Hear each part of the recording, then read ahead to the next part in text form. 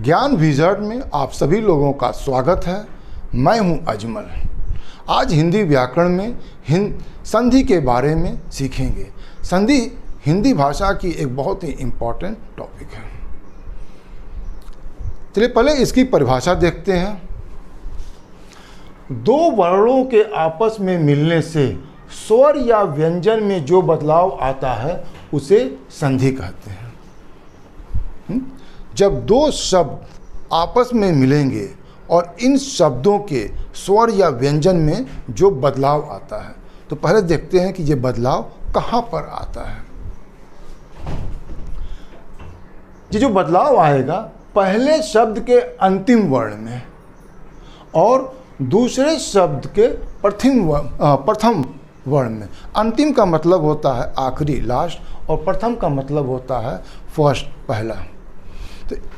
तो पहले शब्द के आखिरी वर्ण और दूसरे शब्द के पहले वर्ण में मिलने से जो बदलाव आता है, उस बदलाव के बाद एक नया शब्द बनता है। इसे हम संधि कहते हैं। संधि का अध्ययन मीन्स पढ़ना, स्टडी करना, नए शब्दों के निर्माण के लिए होता है। उदाहरण के लिए हिम धन आलय, इसको लिखते हैं हिम।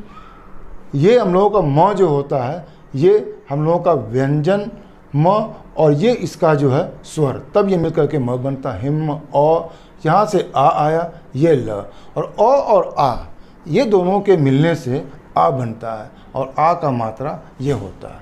हिम धन आलय, ये हिमालय।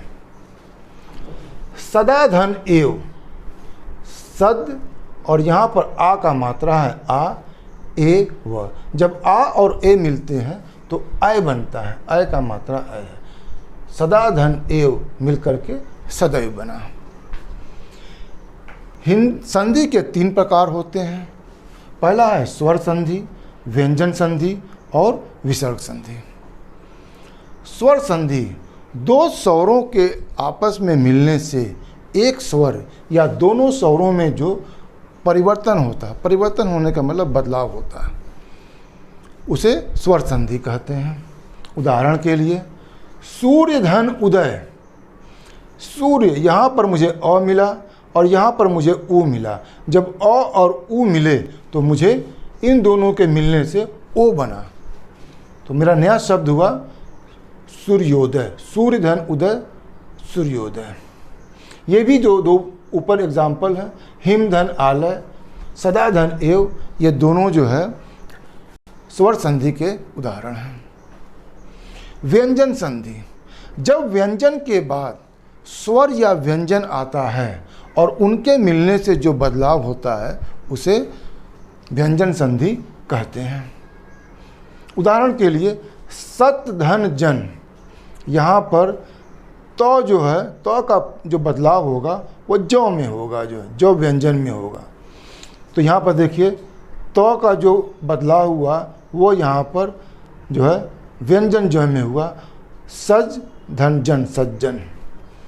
सत धन आनंद, अब यहाँ पर जो जब आ आया तो का बदलाव द व्यंजन में हुआ, में नया शब्द मिला सदानंद।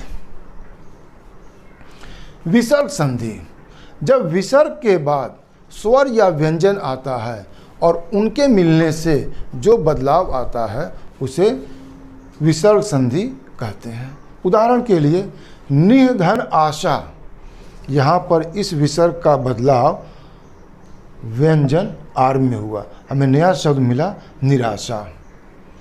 मनः धन हर, यहाँ पर जो विसर्ग है इसका जो बदलाव हुआ वो ओ में हुआ, और ये यहाँ पर जो नया शब्द मिलेगा मनोहर। अब देखिए ये ओ में हुआ, लेकिन जब शब्द लिखते हैं तो उसका जो है मात्रा लिखते हैं, तो मैं यहाँ पर मात्रा ओ हुआ तो नया शब्द बना मनोहर। इस तरह से इस वीडियो में हम लोगों ने संधि और उसके प्रकार के बारे में सीखा। उम्मीद है ये वीडियो आपको पसंद आया होगा।